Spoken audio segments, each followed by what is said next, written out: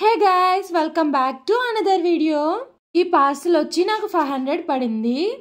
ఇది వచ్చి already 1 month అయిపోతుంది. ఇప్పుడు ఎందుకు చేస్తున్నానంటే క్వాలిటీ అయితే చాలా బాగున్నాయి, ఇంకే యూజ్ అవుతుందని చేస్తున్నాను. ఎన్ని వచ్చాయంటే 1 2 3 4 అలాగే 5 వచ్చాయండి. 500కే 5 వచ్చాయి. నాకు ఈ బ్లాక్ ఒకటి, తర్వాత ఎల్లో ఒకటి చాలా బాగా నచ్చింది. మా ఓడికేస్తే చాలా బాగున్నాయి.